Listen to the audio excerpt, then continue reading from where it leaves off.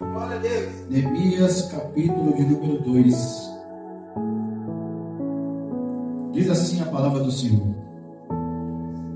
No 20º ano do reinado de Artaxerxes, um dia, quando o rei estava jantando, eu peguei vinho e o servi. E o rei nunca me havia visto triste, e por isso perguntou: por que você está triste? Você não está doente, portanto deve estar se sentindo infeliz. Então eu fiquei com muito medo e respondi: que o rei viva para sempre. Como eu posso deixar de parecer triste quando a cidade onde os meus antepassados estão sepultados está em ruínas e os seus portões estão queimados? E o rei perguntou: o que é que você quer? E eu orei ao Deus do céu e depois disse ao rei: se o Senhor está contente comigo e quiser atender um pedido meu, deixe que eu vá à terra de Judá, a fim de reconstruir a cidade onde os meus antepassados estão sepultados. Aí o rei, tendo a rainha sentada ao seu lado, concordou com o meu pedido. E ele perguntou quanto tempo eu ficaria fora e quando voltaria. E eu disse: então pedi ao rei um favor, que me desse cartas para que os governadores da província de Eufrates, oeste, com instruções para que me deixasse passar até chegar à região de Judá. Também pedi uma carta para Asaf, o guarda florestal do rei, mandando que me desse madeira para fazer os portões da fortaleza que protege o templo, e para fazer as muralhas da cidade e a casa onde eu iria morar. E o rei me deu tudo o que pedi, porque Deus estava comigo. Vem até aqui. Aqui está uma história onde muitas das vezes a gente traz para nossas vidas no cotidiano. Porque aqui está um servo do rei, um homem que era judeu, um homem que morava em Israel. Embora chegue um certo momento na história desse rapaz, ele é levado como cativo para essa cidade, e lá ele se torna servo, ele começa a trabalhar para o rei. Esse jovem, ele trabalhou para o rei muitos anos e nunca tinha chegado até ele com tristeza no rosto. Ele nunca tinha chegado até o rei com um semblante caído, sempre feliz, embora ele estava no lugar onde não era para ele estar, mas ele entendia que Deus estava com ele. E no momento que ele chega diante do rei, o rei percebe algo diferente no rosto desse jovem, e o rei começa a questioná-lo por que ele está daquele jeito. Então Neemias começa a declarar ao rei tudo o que estava acontecendo sobre Israel. Israel chegou um momento no qual as muralhas foram destruídas, os portões foram queimados, e os inimigos todas as vezes entravam e saqueavam Israel. Todas as vezes ele entrava e roubava aquilo que Israel tinha. Então Neemias, vendo tudo isso e ouvindo isso, ele se entristece grandemente. E ele começa a falar com Deus, e Deus começa a preparar o ambiente para Neemias. Eu quero que você entenda o que eu estou falando, que muitas das vezes a gente ora ao Senhor, pedindo para que o Senhor prepare algo sobre as nossas vidas, e a gente está esperando algo celestial. E muitas das vezes as coisas começam a acontecer naturalmente sobre as nossas vidas. Deus começa a levantar pessoas próximas a você, para que ela possa te ajudar no propósito ao qual você está determinado. E Neemias, quando Neemias fala com o rei, imediatamente o rei não questiona ele. O rei dá o tempo que ele precisa para reconstruir as muralhas, para reconstruir a cidade de Israel. E Neemias, tendo sabedoria, pede para que o rei dê cartas para ele com autorização, que por onde ele passasse, as pessoas deixariam ele passar naturalmente, sem barrar ele. E Neemias também pede cartas para que haja recurso para que ele possa construir Israel. E a Bíblia fala que o rei libera essas cartas para Neemias. O rei libera a carta e ele assina aí embaixo. Neemias mostra as cartas, as pessoas começam a abençoar Neemias de uma forma totalmente diferente, dando os recursos ao qual ele precisava. E a Bíblia fala que Neemias chega na cidade, ele não conta para ninguém projeto ao qual Deus colocou no coração dele. E por que Neemias faz isso? Porque muitas das vezes as pessoas estão tanto no comodismo que elas não querem mais fazer, elas não têm mais forças para fazer. Porque as pessoas moravam em Israel, mas não tinham a capacidade, a mentalidade de ouvir Deus falar com elas e elas poder colocar a mão no arado para levantar os muros, levantar os portões. Então Deus usa Neemias que está do outro lado da cidade para que ele saia daquele lugar, para que ele possa edificar os muros. O que eu estou dizendo para você é que nós devemos edificar os muros da nossa vida. A nossa casa é um ambiente onde é o nosso lar, onde é o nosso refúgio. E lá você tem que blindar os muros da tua casa, tem que blindar as portas, porque a partir do momento que você começa a fazer isso, não deixar com que o muro venha cair, não deixar com que as portas venham ser queimadas, você está impedindo que o inimigo entre na sua casa e faça a bagunça dele. Você é servo do Senhor, assim como Neemias. Você ora para o Senhor, assim como Neemias orou. E Deus tem se revelado na tua vida de uma forma grandiosa. Deus tem mostrado para você que Ele é contigo. Mas muitas das vezes você não compreende o trabalhar do Senhor sobre a tua vida. Você não compreende que Deus está colocando pessoas perto de você para que você possa se levantar e enxergar que o propósito ao qual Deus tem sobre a tua vida é diferente de todos os outros. E a Bíblia fala que Neemias, no meio da noite, ele sai, ele começa a caminhar sobre a cidade. E ele vai de um lado para o outro, observando os muros caídos, aonde os muros estavam abertos para que ele pudesse reconstruir. Quando os muros estão caídos, o inimigo entra dentro da casa, ou entra dentro da sua vida e você não percebe.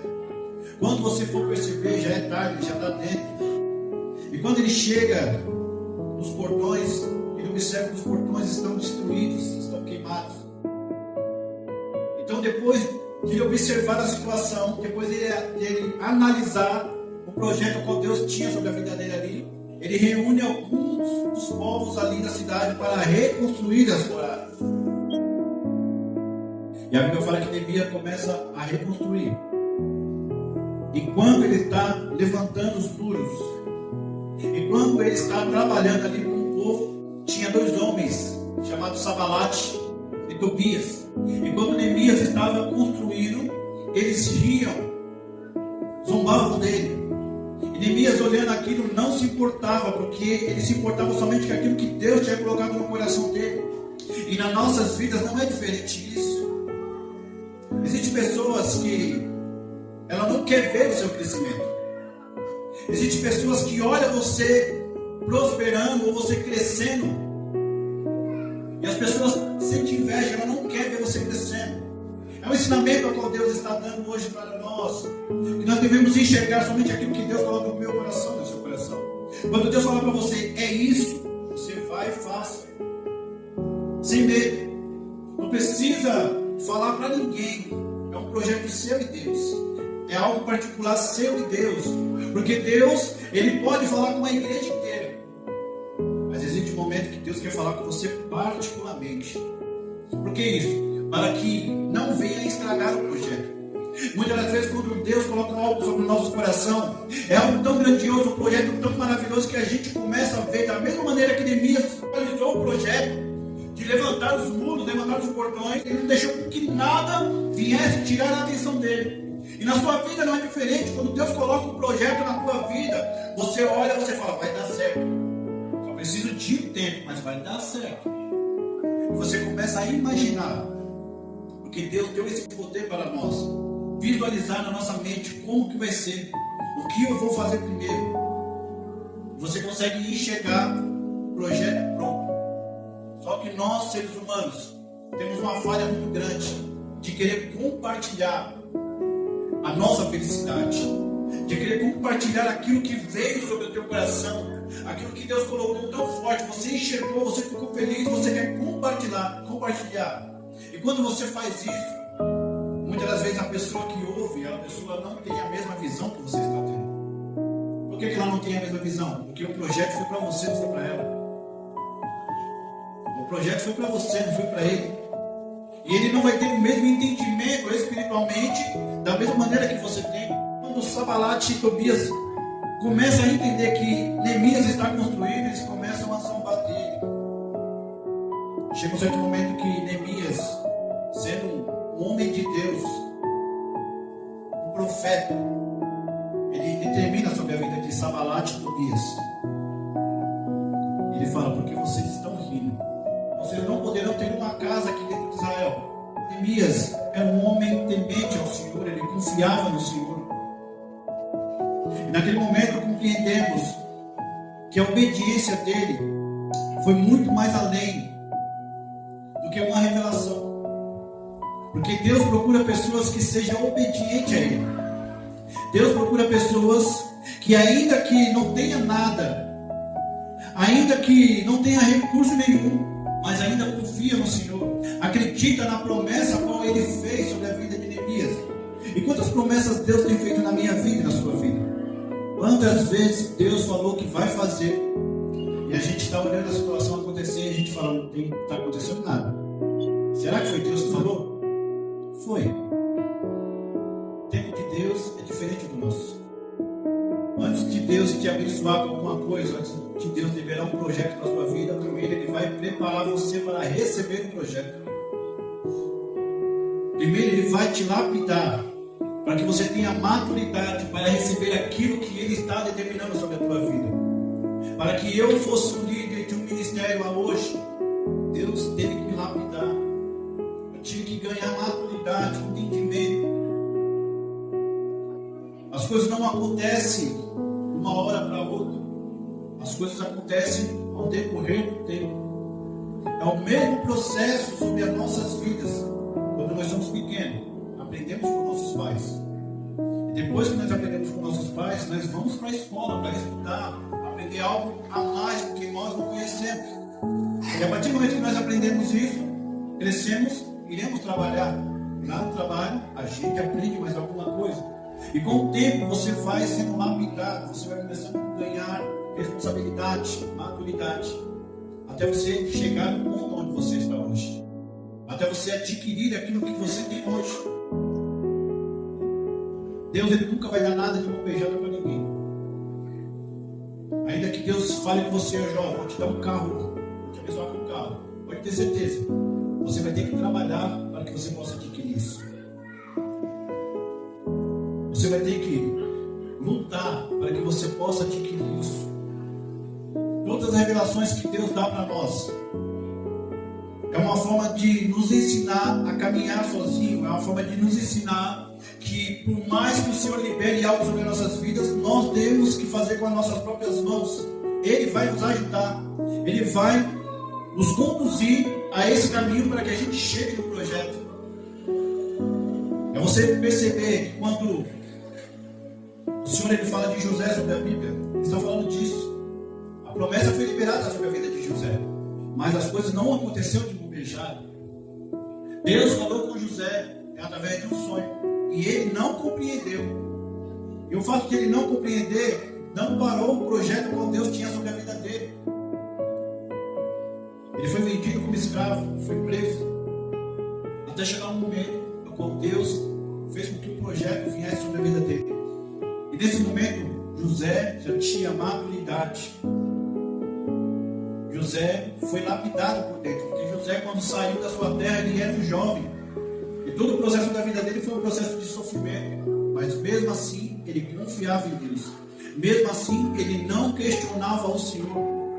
Até chegar um momento no qual Deus usa a vida dele no lugar certo, na hora certa.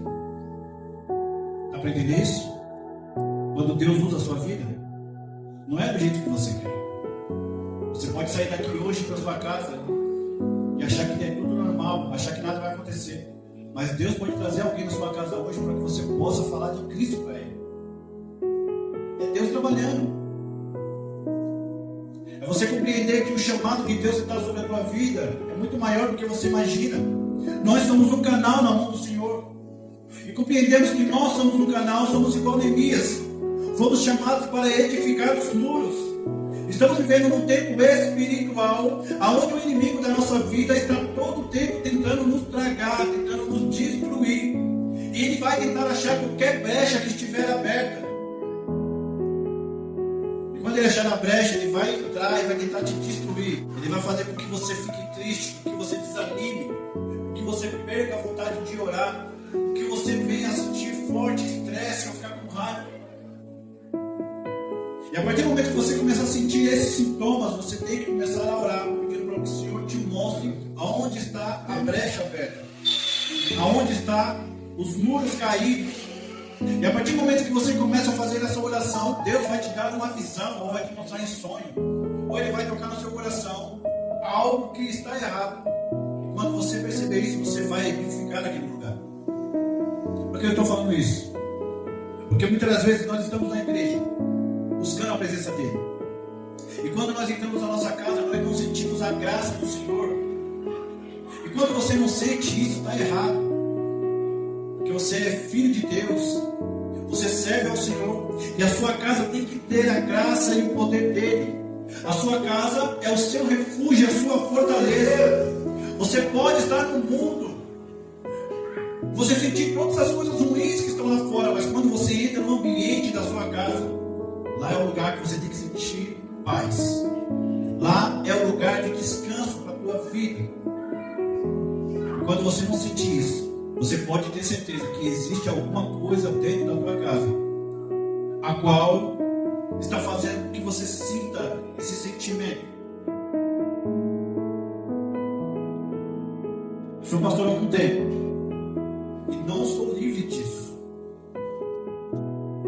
Muitas das vezes eu estou em oração dentro de casa, muitas das vezes eu estou ungindo a minha casa, porque constantemente acontecem lutas espirituais. E quando eu percebo isso, eu vou orar e peço para o Senhor mostrar. O Senhor sempre mostra e eu vou edifico os muros da minha casa. Porque eu não aceito entrar no meu ambiente familiar ou entrar na minha casa e sentir algo que não seja a paz do Senhor. Deus nos chamou para que nós sejamos canal sobre essa terra, para que nós sejamos bens, para que nós sentimos a graça dele em todos os momentos da nossa vida. Esse é o projeto de Deus para a minha vida e para a sua vida. Você não tem que temer a nada, porque Deus está com você. E a partir do momento que você não teme a nada, você começa a perceber que você é uma pessoa diferenciada. Eu posso olhar na rua e posso olhar para as pessoas e falar assim, eu sou igual a essas pessoas. Mas existe algo dentro de mim que diferencia essas pessoas de mim. É a presença do Senhor. É o sentir o Espírito Santo falar comigo. Essa é a diferença das nossas vidas.